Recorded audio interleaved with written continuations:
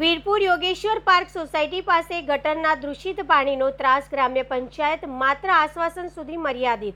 જાહેર રસ્તા પર ગંદા પાણીનું તળાવ. વાહન ચાલકો અને દુકાનદારો પરેશાન. રોગચાળો અને અકસ્માતનો ભય. વીરપુરના યોગેશ્વર પાર્ક સોસાયટી નજીક છેલ્લા ઘણા સમયથી ગટરના દૂષિત અને દુર્ગંધયુક્ત પાણી જાહેર રસ્તા પર ફરી વળતા સ્થાનિકોમાં ભારે રોષ જોવા મળ્યો છે. ગંદા પાણીના ભરાવાના કારણે રસ્તા પર તળાવ જેવી સ્થિતિ સર્જાઈ છે, જેના કારણે વાહન ચાલકો, રાહદારીઓ અને આસપાસના દુકાનદારોને ભારે હાલાકીનો સામનો કરવો પડી રહ્યો છે. સ્થાનિકોના જણાવ્યા મુજબ અનેક વખત ગ્રામ્ય પંચાયતને લેખિત અને મૌખિક રજૂઆતો કરવામાં આવી હોવા છતાં આ દિવસ સુધી કોઈ નક્કર કાર્યવાહી કરવામાં આવી નથી. પરિણામે દૂષિત પાણી સતત રસ્તા પર વહેતું રહેતા દુર્ગંધ ફેલાઈ રહી છે અને ચોમાસાની ઋતુમાં રોગચાળો ફાટી નીકળવાનો ભય પણ ઊભો થયો છે. ગંદા પાણીના સતત ભરાવાના કારણે ડામરનો રસ્તો પણ ક્ષતિગ્રસ્ત બન્યો છે.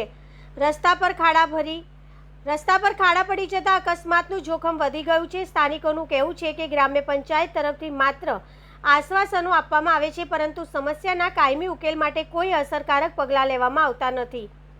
એક તરફ સરકાર સ્વચ્છતા અભિયાન અને સ્વચ્છ ભારતના સંદેશને પ્રોત્સાહન આપી રહી છે, જ્યારે બીજી તરફ જાહેર માર્ગ પર ગટરના દૂષિત પાણીના તળાવો જોવા મળતા સ્થાનિક તંત્ર કામગીરી સામે સવાલો ઉઠાવી રહી છે.